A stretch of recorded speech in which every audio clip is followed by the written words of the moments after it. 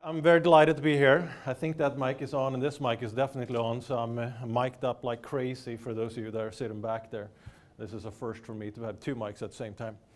There's going to be a lot of slides. I can make them available to you if you find it interesting. There are also about 16 copies of the book out there, so those of you that run really, really fast, you can probably grab one of those. That was the box we shipped over, I guess. And I will wander around a little bit. So part of what we're doing, you can probably hear my accent. I'm from Sweden, so I'm in the general vicinity of here, even though I live in the United States and Michigan.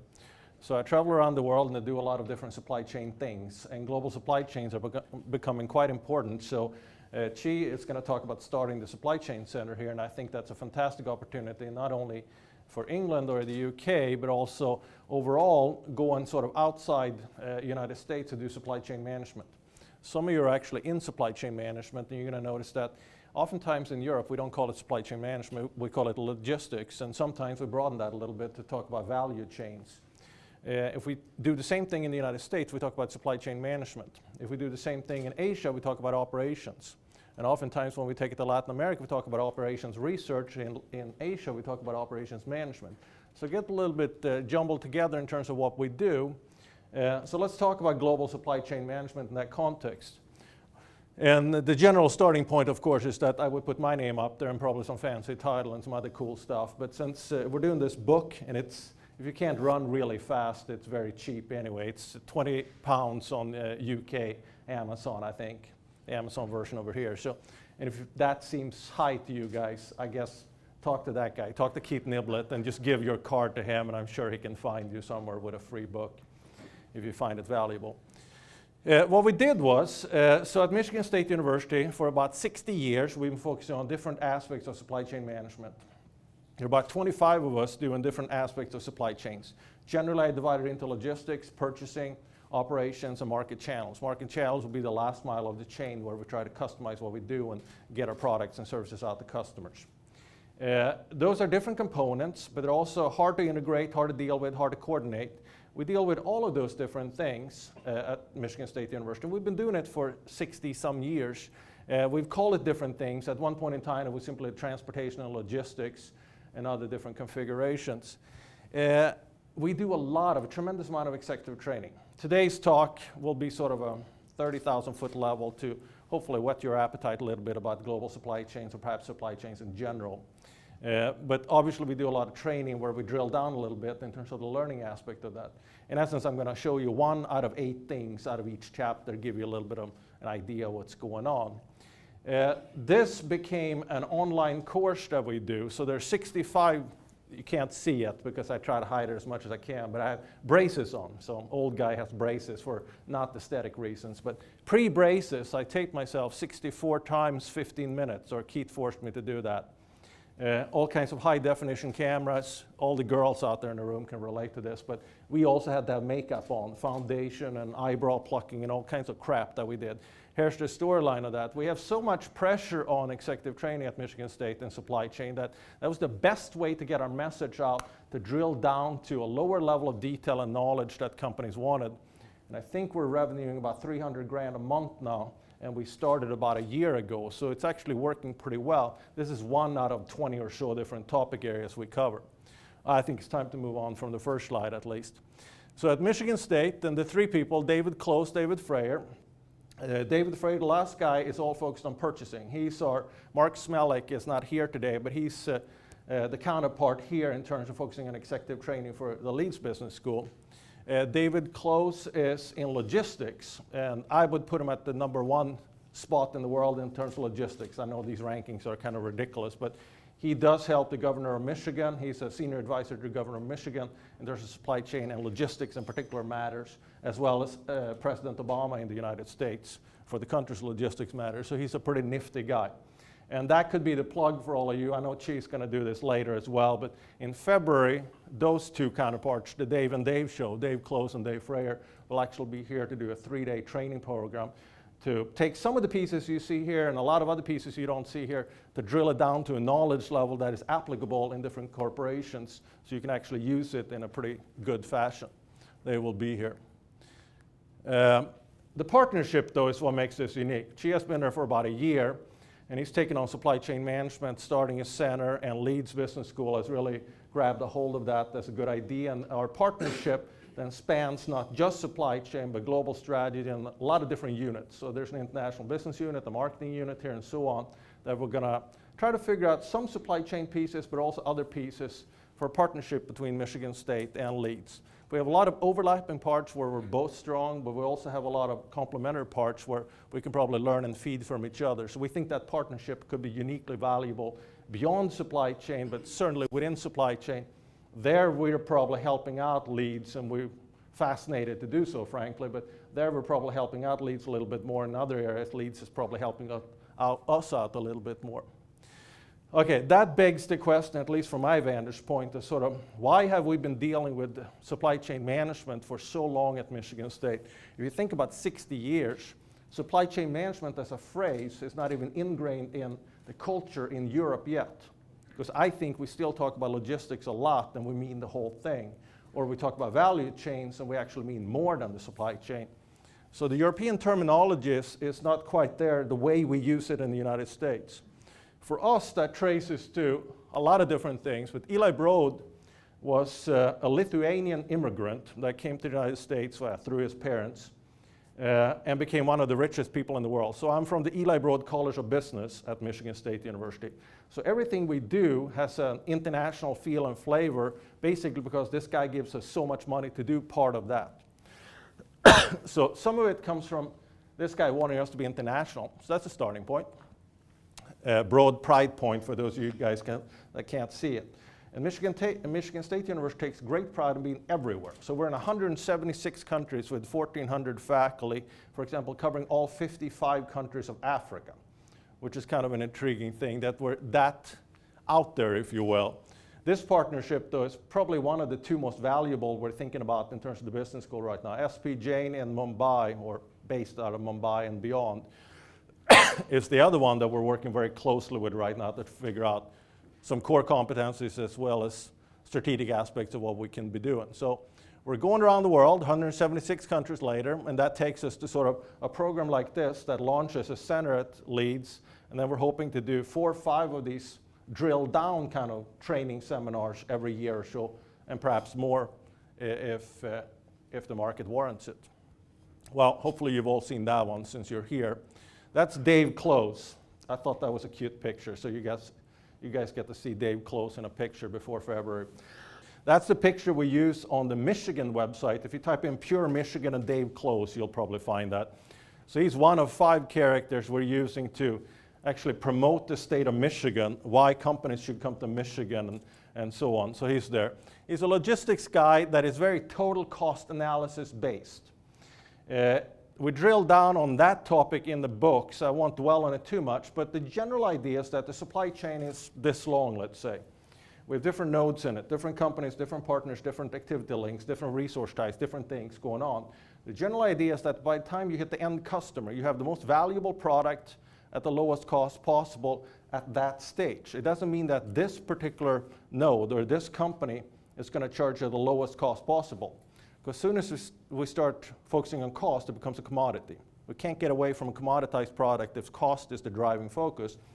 But the total cost of the chain becomes a strategic phenomenon. That means that sometimes the cost is a little bit higher here, a little bit lower here, but the total cost at the end of the chain is a good thing. So we focus a lot on supply chain management things that really drive home the financial performance of the firm. Oftentimes we say that, well, some companies still operate this way.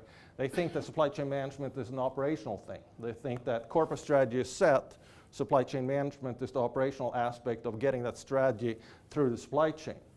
Now we've already lost if that's where we start. Corporate strategy includes supply chain strategy. And I have a couple of slides on it later on, but I'll give you a few numbers now. And I believe the numbers are something like in 2005, 17% of overall corporate strategy for the top 2,000 multinational corporations in the world included supply chain management things. So supply chain strategy made up 17% of overall corporate strategy in 2005. Today it's 21% in 2013, and the projected is that it's going to go to 25% of overall corporate strategy in 2018. What that means is that we're actually giving up something else to focus more on supply chain strategy. So those companies, multinational corporations that focus on activities and operational things only as a supply chain, driving that truck from point A to point B. Inventory management a little bit over here, but it doesn't fit into the overall strategy of the firm, are probably falling behind a little bit. I couldn't find a good picture of this one. Keith was saying that Dave actually has a couple more pounds to go on that one, but I'll let you judge that one in February, and let's see what he does. He is one of our homebred people, like Dave Close. In Europe and Sweden, where I'm from in particular, but I think here a little bit as well, but even more so in Sweden, we hire our own PhD graduates. So if you get a doctorate at Uppsala University, for example, where I'm from, or any school in Sweden, oftentimes we hire our own graduates. That pretty much never happens in the United States. It happens sometimes at Harvard, sometimes in a few other places. We do that fairly regularly in supply chain management at Michigan State. So Dave Freyer got his PhD in purchasing. Dave Close earlier got his PhD in logistics, and we hired both of those guys to work for us. In either case, he's there to symbolize in some way the analytical aspects of doing business in the supply chain. If we do a total cost analysis and we think, I guess I'm not coughing anymore, so you guys get to hang out with that one for a second. If we think about the supply chain and the raw material stage, I haven't played golf in a long time, but I'll show it anyway. If I stand here, and Tiger Woods, I think, is the #1 player in the world at the moment, again. If I hit a golf tee ball right here, and I'm pretending I'm hitting it 250 meters out there, most of us have if we've ever played golf, probably about 100-meter variance of where that ball is going to land. Tiger Woods probably has about a 30-meter variance on a good day. So we're worse off than he is. What that means for the supply chain is that if I do something at the raw material stage here, I'm not getting the right component parts or raw material or whatever parts going into it, by the time I'm done with the chain at the end customer stage, that last mile of the supply chain where I can get myself in trouble, the variance may be so big that nobody's going to buy that product. Obviously that doesn't happen, but there's a bullwhip effect and a variance effect going on in the chain. A little bit here could be massively problematic later on in the chain. Dave Freyer sort of symbolizes, with this slide as well, symbolizes the fact that we're very analytical in a total cost sense to model what we do in the chain from front to back. Hey, I don't have some of those red spots. I got rid of some of those red spots after I had that makeup stuff going on. They got rid of all kinds of other stuff too. It does bring us back to 176 countries and 1,400 faculty. We're incredibly interested in being international in everything we do, and obviously, if we're dealing with supply chain management, we take that international as well. This is one of our sort of logo-looking things for the online programming that we do, because we think we can take executive program by ourselves and along with Leeds University broadly to all these different countries that may benefit from it. So Spartans is our nickname. No, we know no borders. And I think that symbolizes well. All right, let's have some numbers and some charts, and I'll hang out on this side for a couple of seconds. 90% of global demand is not fully satisfied by local supply. So 90% of what you're wearing, eating, playing with today is not coming from the general region that we live in. And the general region in this particular case is England. We can broadly say, or Sweden. If we pick randomly geographically small countries or the state of Michigan, we're outside those boundaries. That means 9 out of 10 things warrant some form of supply chain to get it to us. And if we look at the other curve, it gets even trickier or more interesting from a global standpoint.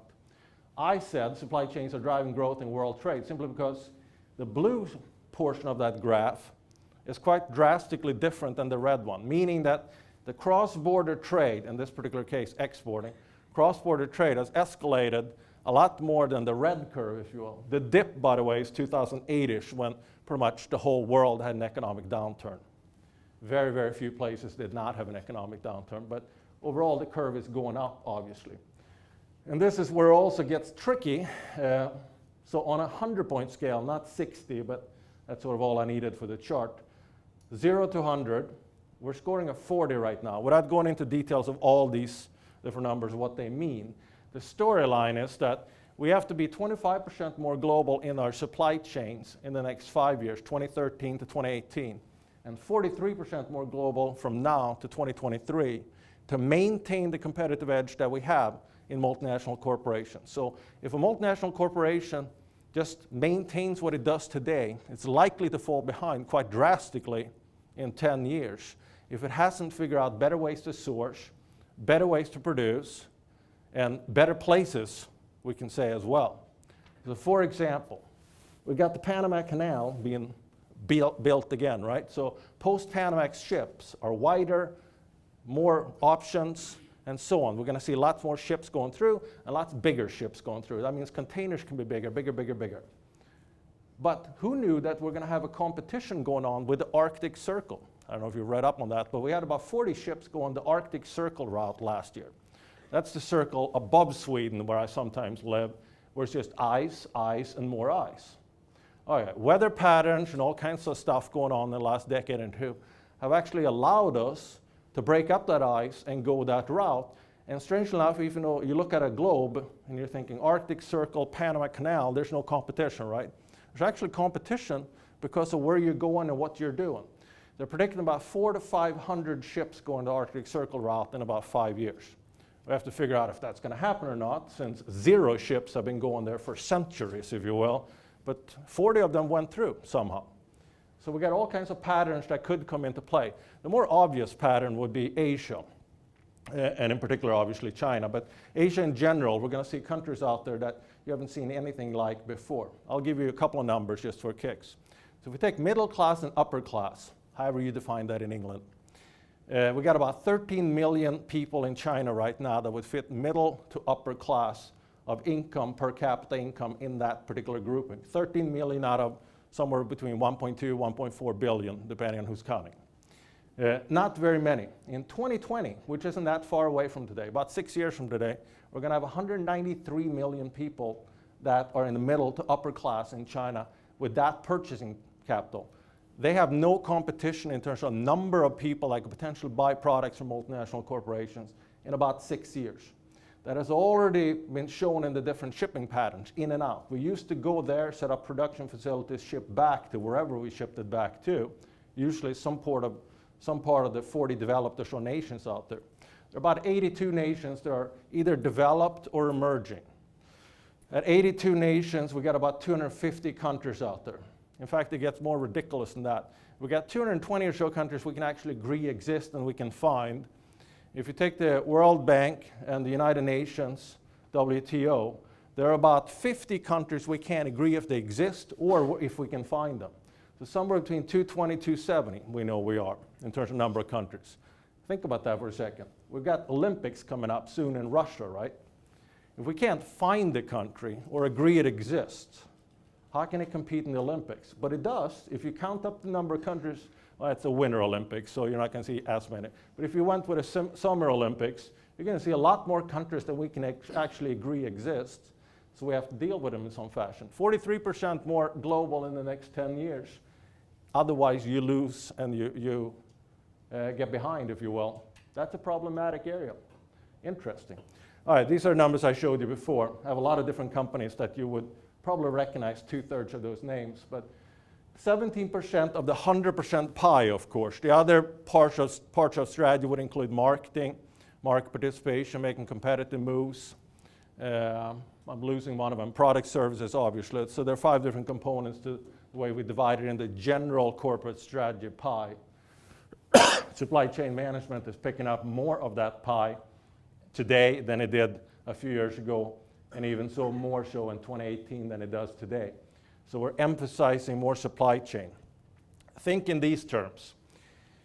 There's some young people in here too, so maybe you can't think along with me, but just play along with me. For all the old people like me, we can play this game pretty well. 20 years ago, 25 years ago, I could say Swedish made, I'm going to go with British made. I may get in trouble for that one. English made, British made, whichever version you like. US made, Chinese made, Japanese made, whatever it is. It was sort of a labeling. If you made the particular product, or a company from a particular country made a particular product, it was branded as Swedish product versus UK-based product, or American-made product versus Swedish-made product. Then it became a company thing. At some point, we didn't care where the product was made, generally speaking. I know we care a little bit more than not care at all, but if Nike made it, it was fine, or if Reebok made it, it was fine. We assumed that there was quality control in the process, and many of us didn't care where the product was made as long as that quality control was there. So what's going to happen in the future? We think that it's going to be more of a supply chain to supply chain competition. And here's why, or part of the reason why. We found over and over and over again that you can actually develop a culture in the supply chain which is independent from the organizations that actually exist in that supply chain. Meaning that that purchasing person inside the company working with the external vendor has a stronger relationship in that link than between the purchasing person and the internal customer. For all the people who are at Leeds University, think in terms of Leeds buying you a computer, Leeds University buying you a computer. Oftentimes you don't have total control of what specifications go into that computer because the purchasing person worked with an external vendor and bought you the computer, and it's generally the specs you were hoping for, but not ideally, not the perfect setup. Because the link is based on cost, relationships, buying it for thousands of people as opposed to the one person you are. They don't care about necessarily you as one person as deeply as they care about the totality of that relationship. So we're looking for value. We're looking for some form of value. Global supply chain management in and of itself does not affect outcomes. Kind of like being multinational. If you're in 10 countries, 100 countries, whatever, that doesn't matter. Nobody sends money into a company. Checks in the past, credit cards now, or some other form of payment. We don't send money into a company simply because they've been good in the past and they seem to be good, they have a good brand. We send it into them because they provide something valuable to us. Value is usually something you give up then in terms of sacrifice, typically money, for whatever you get. You end up with some form of value. And that value changes because the shipping routes also change. How do we deal with these different shipping routes around the world? We're going to see a lot of different changes. I'm sort of centering out a little bit of where we are too, but you're going to see, if you know where Asia and those parts of the world are, you're going to see a lot of different shipping parts going on in that part of the world. You're going to see the Arctic Circle coming into play, which is almost non-existent now. And obviously Panama is building their canal a little bit deeper, wider for a reason. So that's going to change as well. But the 13 million versus 193 million China is a huge change that presents inbound problems going into China. All right, Keith, are you ready? Yep. All right. Nobody in this room cares about this particular story. But I felt the need to tell this story anyway because, you know, intrinsically I have to be motivated to give these talks, right? So how many people knew that I was going to come to Leeds before? Give me one hand at least. Keith, you have to say something. Okay, good. All right. So I've been a visiting professor for 3 years apparently, and this is the first time I'm here. That's a really goofy setup. So just for my sheer intrinsic motivation, indulge me for 45 seconds. One time when I tried to fly here, we had ash clouds in Iceland that stuck over England and everything else, frankly, in Europe. So we couldn't take off from Detroit. Ash clouds, are you kidding me? We probably will never hear about that ever again in our lifetime, that it would affect air traffic that badly. So my excuses for not coming to Leeds are fantastic in my book. They're completely idiotic and ridiculous, and I don't even believe them. Ash clouds prevented us from coming one time. We tried twice, so it's getting even more ridiculous. That's the top left if you're not following along. The top right one, I'm not kidding, apparently I have kidney stones a little bit too often. So kidneys, not just kidney stones, I had to have emergency kidney stone surgery one time when I also was, you know, on my way to the airport. Just turn around and go back. And the last time Keith was flying with me, and those are real pictures, by the way. And this is, all right, so ash cloud, kidney stones is kind of realistic. Somebody may buy that idea, but ash clouds, that's just silly. Kidney stones is half silly. The silliest one of them all is the two pictures at the bottom. That's, what is it, 747? Yeah. It's a big plane. Whatever it was something 747 or bigger. It's a big plane. That thing got stuck in the mud in Detroit when we were trying to take off.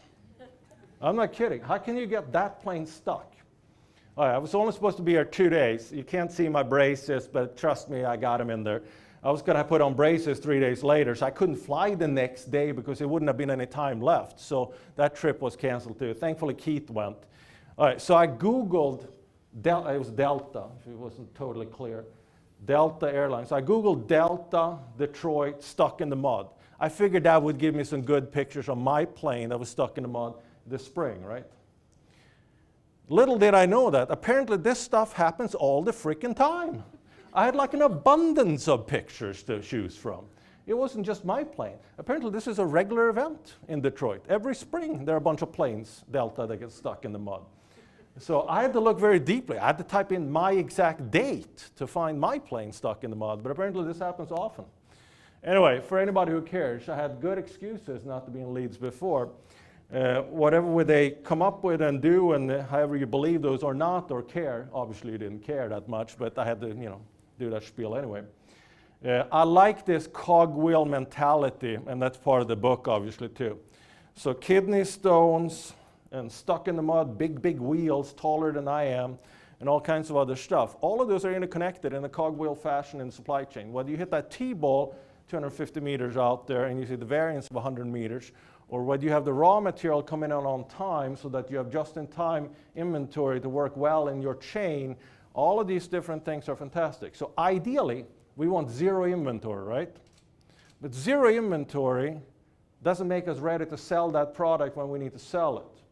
So we're from zero inventory to unlimited inventory. Where do we need to fall in what industry? I'll show you some data later on where I think we can have a starting point where we need to fall. Or New Orleans has problems with water, or tsunamis in Japan.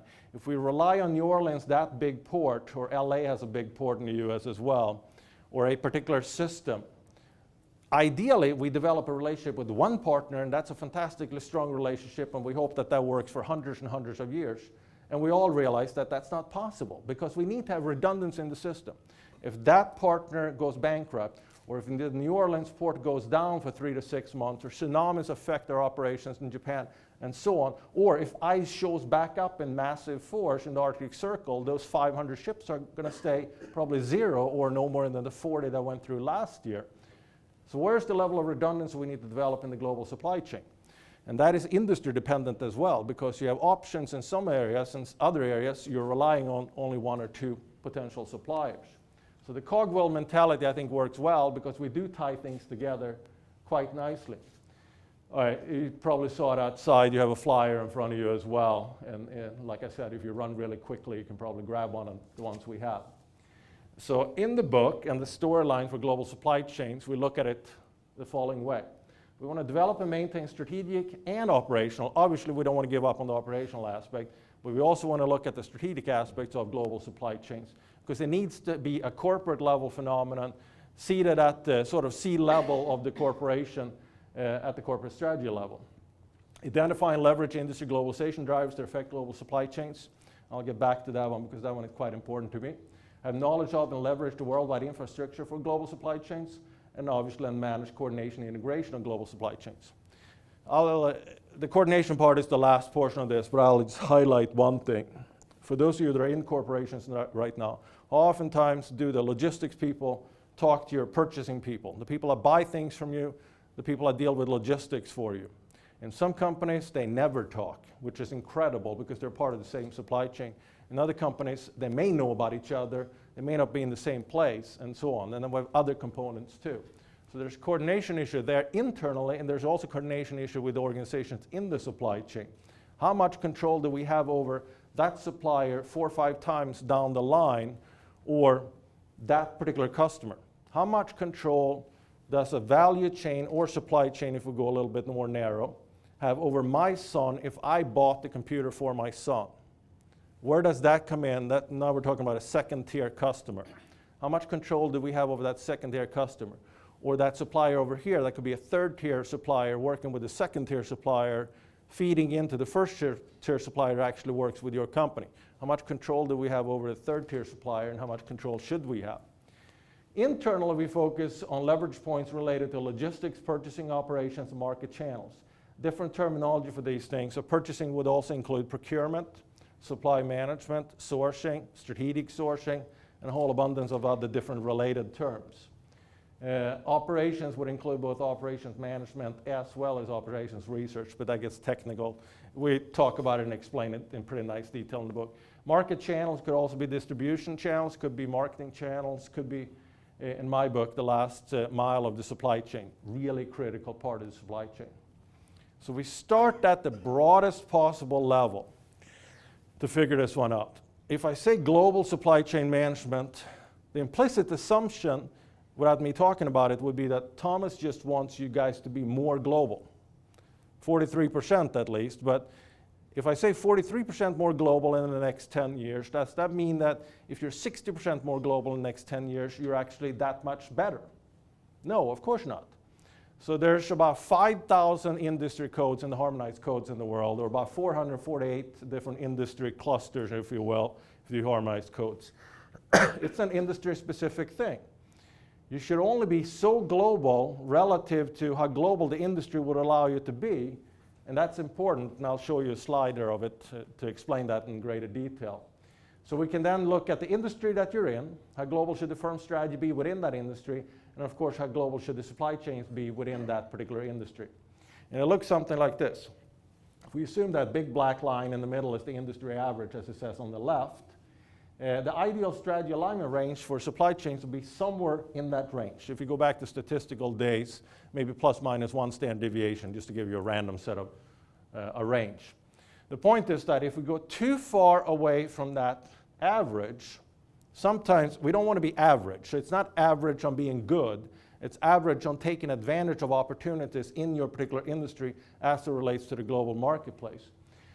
If we're trying to be way more global, then what happens? Then we actually need to be part of educating the marketplace because they don't know about you. So I worked for FedEx, the overnight carrier. We got UPS and DHL and other overnight carriers that ship packages and letters and so forth fast. I've been working for them for a long time doing training and other things for them. But way back when, in the early 90s when I worked for them, they were talking about the fact that, well, they had a landing permit in China 10 years before they actually landed a plane there and did something there, because they couldn't figure out a way to educate the Chinese marketplace about what was good about their service.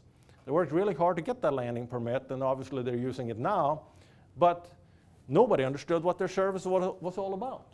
So we need to educate the marketplace if they don't understand who you are, what you can do, and so on. And in essence, it's actually good to have competition going into that global marketplace at the same time in whatever countries you're going into, because that helps educate the marketplace. Hopefully you're beating the competition, obviously. But that leads to potential wasting of resources if you're wasting a lot of resources or using up a lot of resources to educate the marketplace. If you're not leveraging to the extent that the industry would allow, you're not really leveraging the marketplace. Then you're potentially wasting market opportunities. You're losing sales in essence, or better up or worse off, companies are coming to your home turf area, to Leeds, to sell things that really should be made in your neck of the woods as opposed to other companies coming in to sell it. So you have an ideal range, and I think that's important to know, because oftentimes when you get globally oriented guys like myself standing in front of crowds like this, you're saying more and more and more global, and that's just ridiculous from my vantage point. There's an alignment issue that needs to come into play, and it needs to be at minimum at the 448 harmonized code stages. If you go to the 5,000 code stages, you're going down to a very low level of industry specification, and you probably have more in any given average company. You probably have a number of those industry codes that fit your company. So you probably want to stay at a little bit higher level of analysis, and that's probably fine. All right, so I think we need to look at strategically competing with supply chains against other supply chains, and that gets interesting because your suppliers are oftentimes suppliers of other companies as well. So you're developing a culture within your chain that strategically fit how you compete in that global marketplace by the 3,000 or so suppliers that a car company may use, or component parts that go into a car company. You're competing with similar supply chains, and in many cases the same suppliers, but you're really strategically competing supply chain versus supply chain. Because think about it. Throughout time, if we're selling more and more products of the same kind, eventually, ultimately, they become commoditized. So at some point, we're starting to compete on cost. So the uniqueness and the differentiation we have is when we come up with new innovative products, then we can differentiate and we can sell them as such. But over time, if we sell the same product, we're going to commoditize it. So in some way, it's, can I find it when I want to find it, in the shape, format I want to find it, at the time and price and everything else I want to find it, and that gets to be a supply chain strategically oriented decision as well as an analysis, and that goes way beyond just the company doing well or what makes the particular company unique. Yeah, they're Arctic Circle stuff here, so I use that one. In the book, for anybody who's interested, I'm not stopping here, but in the book we talk about cost reduction, improved quality, increased customer satisfaction, and competitive leverage as it relates to the 4 functional components of the internal supply chain: logistics, purchasing, operations, market channels. In essence, we're using this as a way to, in a matrix format, kind of show what benefits, there are costs obviously too, but what benefits we can get out of the supply chain and doing it effectively. In an ideal world, what does the ideal supply chain look like? Where we have absolutely no redundancy whatsoever. In an ideal world, we have perfect market competition and we have absolutely no redundancy whatsoever. So countries A through whatever will specialize in what they do the best. I could venture out on this one, but I'm not going to. You can think about it though. What is England the best at doing or making? What will be the #1 product where you think you're way better than everybody else? Or we have a lot of different countries represented in this room too. Think about your home country. What is your home country the best at producing that? Hands down, you can say that you are by far #1 in the world. That's not an easy proposition, but that's what this value chain would look like. Now I'm using value chain here because I'm including R&D and design and a few things that typically would not be part of the traditional supply chain. So I broaden it to value chain in this particular case. Well, okay, so someone else may say that if I'm going to be incredibly customized and I'm going to satisfy every single customer in this room, I need massive redundancy. I need every country to do everything because I need self-sufficiency and I need instant customization and almost gratification on part of the customers. So the logical storyline is, of course, that we need to be somewhere between this really extreme value chain and this really redundant value chain. So we land somewhere. We include New Orleans with Japan, with a couple of other ports. We include more than a few suppliers, and so on. Ideally, then we look at the company and country advantages. What advantages does your particular company have? And in this particular case, what advantage does England or Sweden or United States that I live in, what does the advantage come up with for that particular country relative to the company advantages, and how can we marry those together so that we find a synergistic effect out of it? A lot of different companies and things here that you can take a look at if you want to have the slides later on. But company and country advantages combined is a starting point to look for that core competency that makes that particular scenario unique, because we bring in the supply chains of dealing with different countries as well. I'm just going to show one. I have 4 of these, but I'm going to show you one. So just to give you an example, when we talk about industry, we look at 4 different components of the industry to make it manageable to analyze. The market forces, the cost forces, government, and competitive. And government are always going to give us the most trouble. So we're going to have the lowest score on government in the sense that we have governance for a reason, right? They're protecting something. If the European Union, I think we're up to 28 countries now, right? We added Croatia. Is that the latest one? I get confused on 27, 28, but I believe it's 28. If those 28 countries actually were homogeneous enough to operate as one market like we are hoping or pretending it would be, and Sweden is one too, like England, we don't care about the currency that much, and in some cases, they're not allowed to join the currency. So we have all kinds of different issues. And then we got Vicky over there who's trying to keep Turkey out since she's from Greece, right? We got all kinds of political things going on as well, from those that are out as well as those that are in. If that really worked, we have a very homogeneous market and we can operate well across borders. But countries are there for a reason because they have cultural and other different characteristics that are similar inside and perhaps not so across countries. We look at that scenario from, again, market cost and competitive, but then governments in particular present some barriers, usually more so than the market dynamics would do in this particular case. So the market cost competitive are going to give us an easier time. But this will give you an idea of how we measure it to come up with charts like this. I'll just show you the cost one. That's probably the easiest one to understand. So there are 10 industry clusters on the bottom. And they're going to include a lot of different types of industries, like insurance, cement, watches and clocks, and so forth. All industries from a cost standpoint would fall somewhere on the left arrow side there, between 65 and 67-ish or so. Can't remember the exact score. In 5 years, we're going to go up a little bit, and in 10 years, we're going to be off the chart on a 0 to 100 scale. What that means, to elaborate a little bit on this one, is that if we're scoring 100, that gives us the best opportunity to globalize based on cost measures. So the fact that we're going to move up a little bit means that the cost structure for the generalized world, again, we have to do this by specific industry, not for everything, but just on a chart we can talk about it. The cost structure says that if we don't take advantage of cost points out in the world in the next 5 to 10 years, we're going to fall behind, and likely we're going to see our products be more costly than our competitors' products if we don't follow suit to what's going on in the marketplace. And then we have market, cost, and along with government, as well as competitive forces. And we can start that analysis to figure out where plus minus one standard deviations would be relative to the strategy we should adopt, relative to the supply chains we should operate, which then brings us to how do we deal with purchasing, logistics, operations, and market channels. That gets to be a huge mouthful, but there's a complexity there that has some level of starting point. I think this is the one thing I'm going to plug, but it's completely free, so I'll plug it for free. If you want to Google or whatever search engine you like, International Business Resources, you will come up with this website, Global Edge, that we've created at Michigan State University. It's a completely free site. It includes everything you ever want to know about international business and trade. For example, we know every shipment going everywhere and where it came from at what price points everywhere. The other thing we have is for anybody who cares about analyzing countries, we have every country we can be legit about thinking it's a country in the database. It's about 220 countries to be exact where we can actually find reliable data.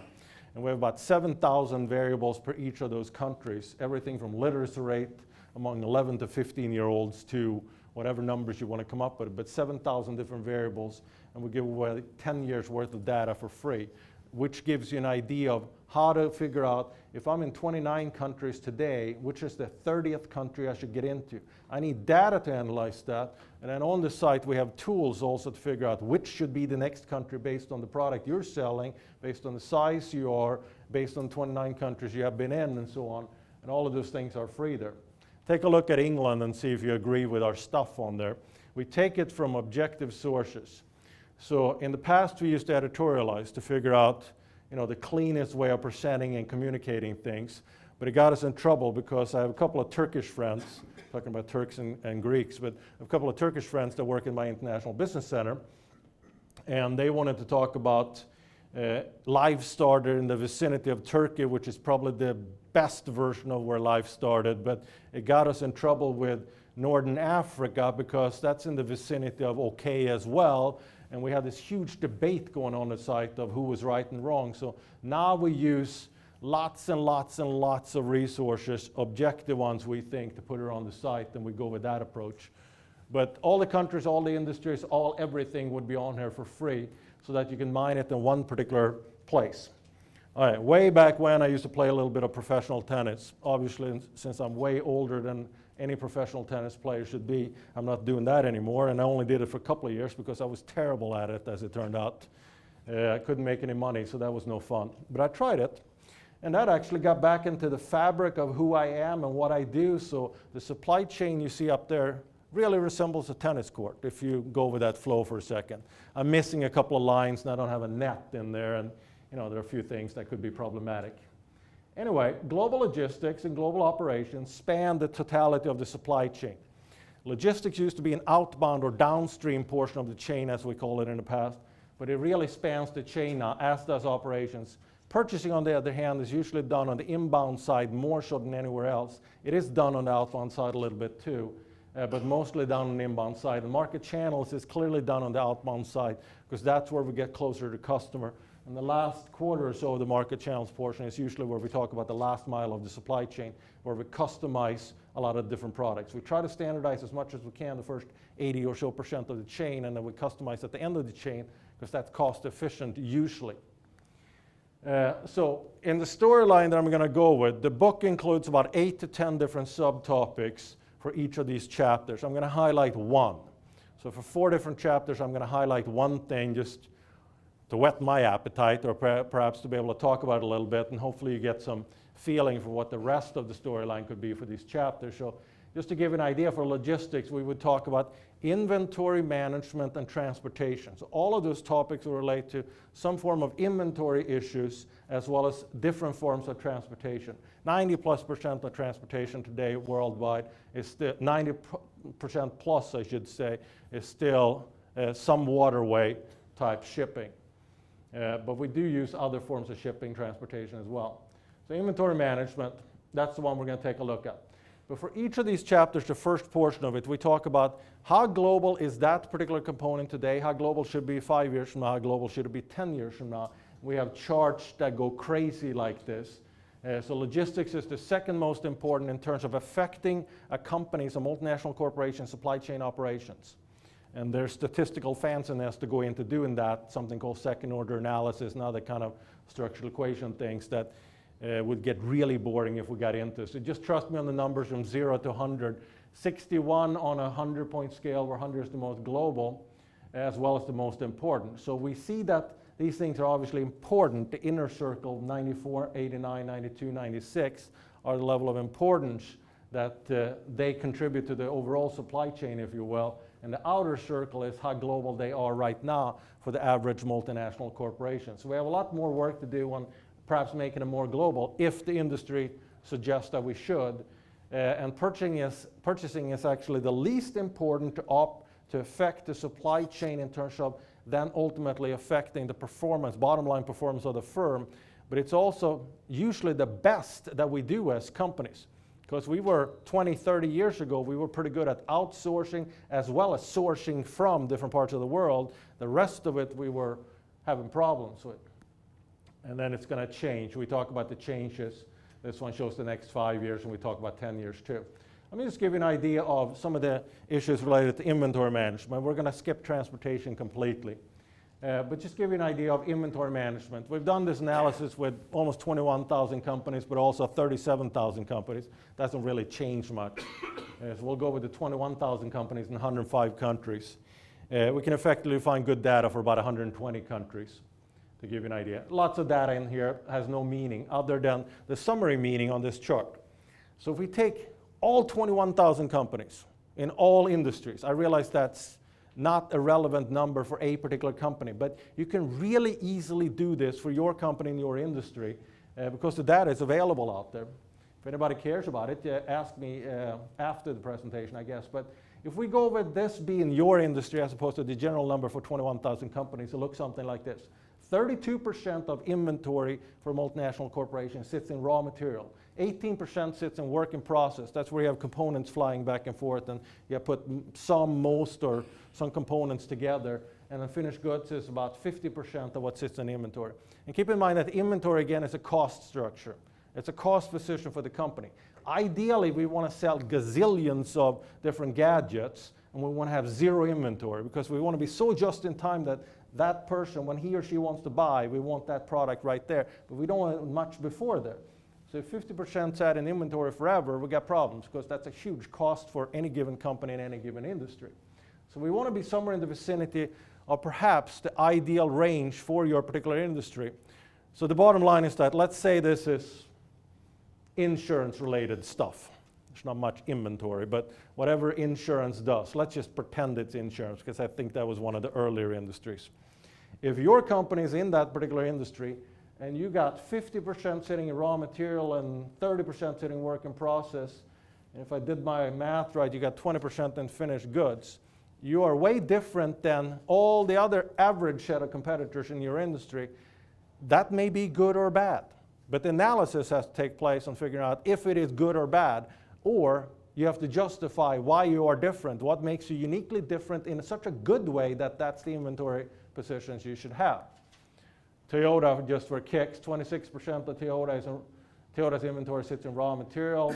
60% would be drivable things, that we can actually go to Toyota and say 60% of their inventory sits in drivable things at the moment.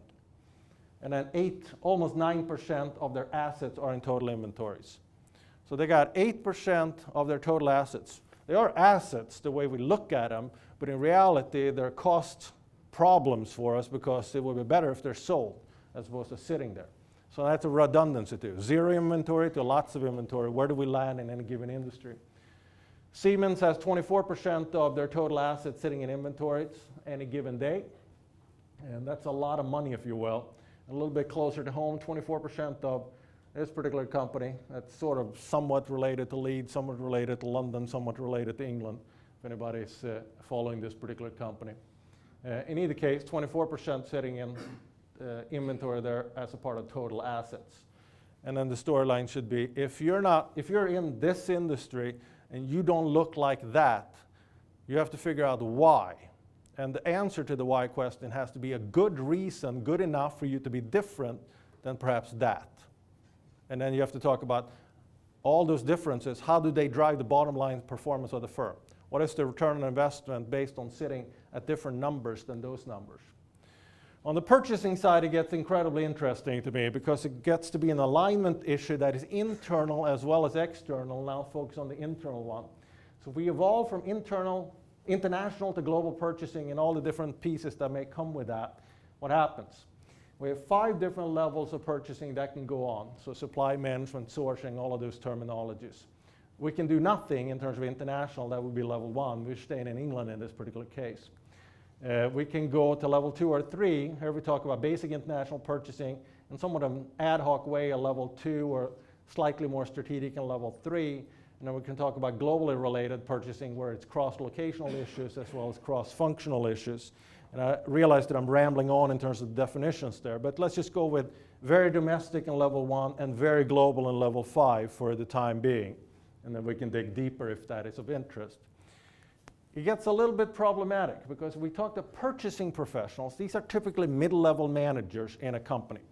Purchasing professionals, usually in that middle level, there's going to be 1 or 2 senior people that may have a VP kind of title to them. But anyway, if we talk to purchasing professionals, they're going to think that, well, in 2013, where we are right now, 14% is the most globally oriented purchasing we can do. It's going to change to rounded to 20% in the next 5 to 10 years. So not a lot of differences from today is their prediction for these multinational corporations. I'm going to flip back and forth between this slide and the next slide about 2-3 times so you get to see the numbers. If we look at the C-suite executives, these would be CEO, CIO, CFO, any C-suite, highest level corporate executives you can find in any multinational corporation. You're going to see some massive differences. And I'll just highlight, you're going to see differences everywhere. But for example, look at this number. So in 2013, this is right now. This is what they're telling us their company is up to right now. The purchasing people say that, well, we're doing globally integrated purchasing. About 14% of the time we do purchasing. Their bosses actually think it's about twice that. So we can't even agree on what's currently going on that we're actually doing right now. And then it gets tricky because the bosses think that we're going to go up to about 61% globally integrated purchasing about 10 years from now, or 52% about 5 years from now. So now we have an internal mismatch of just purchasing going on. And that doesn't even include the fact that purchasing people sometimes and oftentimes don't talk to the logistics people in the same corporation. And now we're still inside the one and same corporation. So we need some kind of training, mentality, knowledge sharing, and so on to figure out the misalignment internally so we can be better aligned externally so we can go back to Dave Close's pet peeve of total cost analysis. If we're looking at this level of mismatch in just one function in the supply chain and we have many functions, as we said, that becomes a little bit problematic. Global operations, in international business we often talk about make or buy decision. So that phrase doesn't come from supply chain, it really comes from international business. But make or buy simply means that you're either buying it from a factory that someone else is running, let's say in China, since that's a big country to pick on in terms of outsourcing 20, 30 years ago and a little bit now as well. Since I mentioned China before, we'll stick with that. What we can see is that we see a lot more international production than we've ever seen before, and it's escalating compared with home country production. So we do see a lot of different foreign affiliates, or we just outsource to different type of companies out there. The interesting part is that if we start at the bare bone level, when we make or buy a particular product, so we make it at home in our own factories, or we buy it from somewhere else, from someone else's factory. So we make it, or we buy it somewhere else. That's the make-buy terminology, if you will. It's more academic in the international business literature than anything else, but I'm going with that flow for the time being. The decision really rests initially on cost and production capacity. If I don't use up all the production capacity in my own factories, even though it may cost me more to make the product, I may make it at home because I want to use the full production capacity of my factories. I'm better off if I can use up the capacity as opposed to shipping it somewhere else where it may be cheaper, maybe. Or if the cost is much lower, of course. If the cost is much lower to produce it somewhere else, that's good for me. If I assume that controlling the quality and other things that I want to control, I can take that into account from a cost standpoint. So if cost is better off, or if I have production capacity, those will sort of dictate if I buy it or if I make it at home. The problem starts with the yellow circles. So green is green light, right? Yellow is caution. The yellow circles, I'll do the same flipping on this one just for kicks. To make it at home, we start with the cost, production capacity, decision making, and then all the circles become different than if we want to buy it. So it's not an apples to apples comparison of doing an analysis. You actually have to look at a number of different factors that relate to the make decision. They're quite different in the yellow circles than the buy decision. And that's why it's not quite as easy to say, okay, the cost is better if I go to China, and I don't have any more production capacity, so let's go to China. Then I lose track of the potential in that particular supply chain if I operate that way, because I didn't take into a whole bunch of other factors that skew it in one favor over another favor, if you will. And then finally, the market channels portion. Yeah, that's good. I need to click a little bit faster here in a couple of minutes. Customer value creating processes is what I wanted to highlight. And it looks something like this. The product that you and I buy make up about 28% to be exact. About a quarter of what makes me happy and what makes me feel like I got value in the proposition of buying from a particular company. The relationship that you have with that company or they build with you makes up roughly another quarter. About half of why you go to that company, why you go back to that company, and why it's in vogue in terms of your mindset of buying from them relates to the channels. It means that if I can find that particular product in a store within the vicinity of this building, I'm more likely to buy it than if I have to fly to Sweden to do it. Kind of goes without saying. It also means that if I can find it outside the door, I'm more likely to buy it than if I have to go 3 miles down the road in many cases. So actually the supply chain portion of can you find it in the shape format that you want at the price point and all of those different factors is half of what you're making a decision on as an average customer. I'm not saying everybody in this room, but that's what average customers from multinational corporations base their decision on, as opposed to the actual product, which we thought was the decision that overrode everything else. So we got half in relationship building and the product itself, and half in where we can find it and what shape we can find it. Can we find it today? If I can't find the latest phone and the phone I want, I'll buy another phone. That may be the decision. And then I just want to, all of this chart shows all the different components that we deal with in the book and that we think would be important. I'll spare you the details of that, and let's talk about coordination a little bit. And this is internal coordination, and it goes along with the fact that supply chains are becoming more important. So the 21%, and then you can see the other percent, 21% is allocated to supply chains today, and you got roughly 80% allocated to the other 4, if you will. And that's predicted to go up to 25% in 2018, which means that the other 4 components of market participation, product services, marketing, competitive moves, obviously have a reduced role collectively if we move up to 25% from 21 of today, or 17% as it was in 2005. There are about 16 companies on this chart. Again, this is the same chart I showed earlier. Hopefully you recognize some of them. The point is that those are examples of what's going on today. Actually, let me highlight one just for kicks, because it makes absolutely no sense at face value that FedEx, the overnight carrier that ships packages and letters for us, you and I, in essence, they're our supply chain company.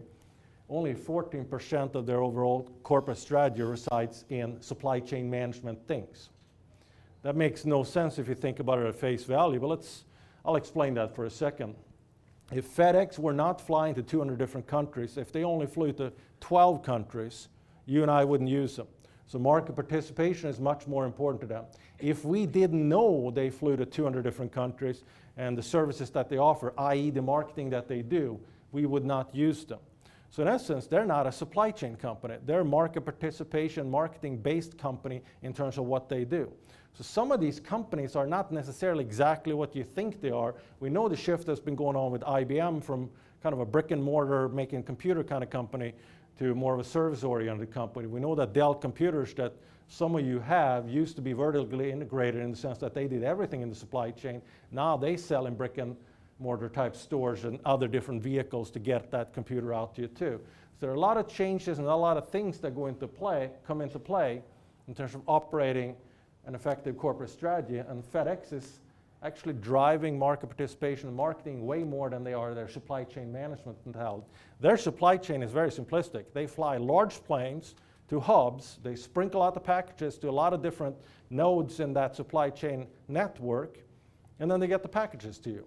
Their supply chain is really not that complex. The coordination, though, becomes incredibly critical.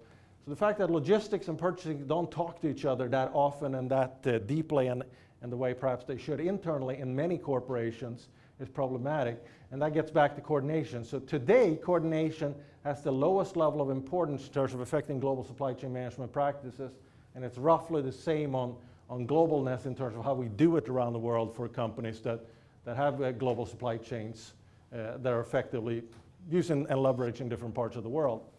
In either case, in about 5 years, we're looking at the most important aspect of running an effective global supply chain will reside in how we coordinate internally, which is what this chart shows, as well as coordinate externally with the organizations that are part of our particular supply chain.